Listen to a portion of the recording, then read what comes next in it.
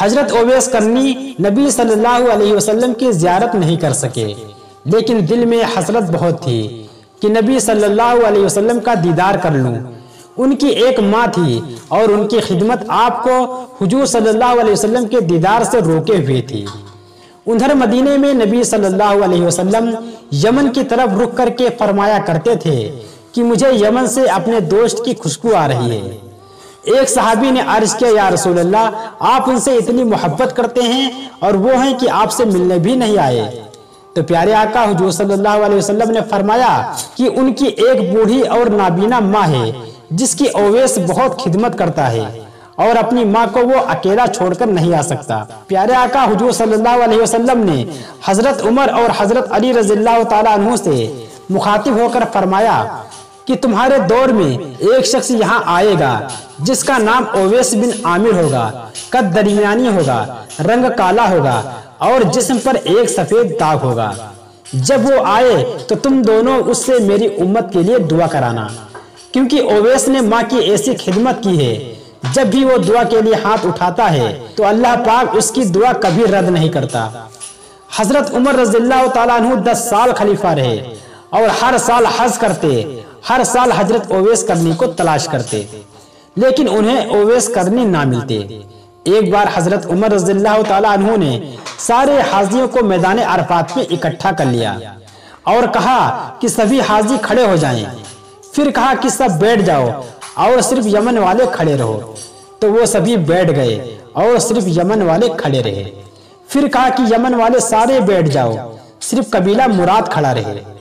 پھر کہا مراد والے سبھی بیٹھ جاؤ، صرف کرن والے کھڑے رہو، تو صرف ایک آدمی بچا۔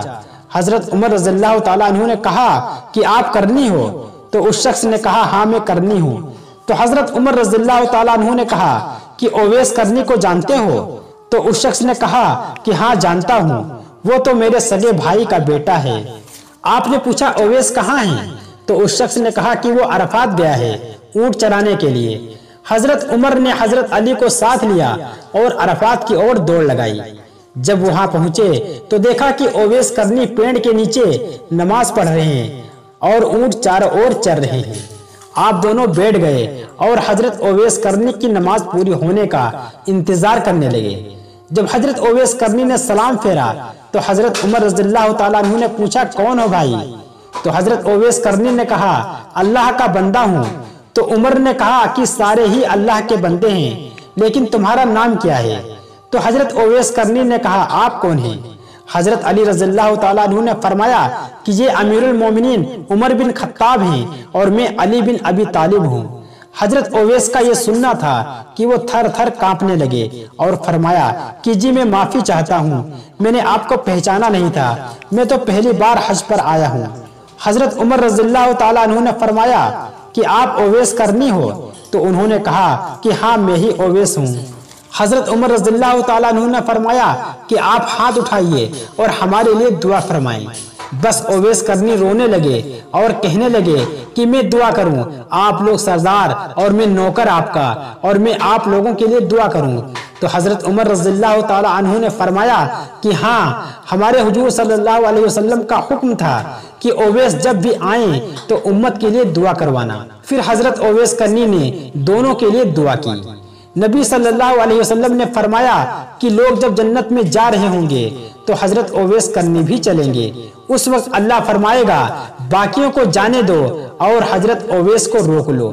اس وقت حضرت اویس کرنی پریشان ہو جائیں گے اور کہیں گے کہ اے اللہ مجھے دروازے پر کیوں روک لیا گیا؟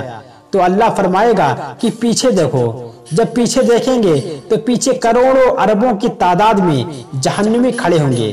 تو اس وقت اللہ فرمائے گا کہ اویس تیری ایک نیکی نے مجھے بہت خوش کیا ہے، وہ ہے ماں کی خدمت، تم نے ماں کی ایسی خدمت کی ہے، ہم تم سے بہت راضی ہیں۔ تم انگلی سے جدھر اشارہ کرو گے، جس کی طرف اشارہ کرو گے، میں اسے معاف کر کے جنت میں ڈال دوں گا۔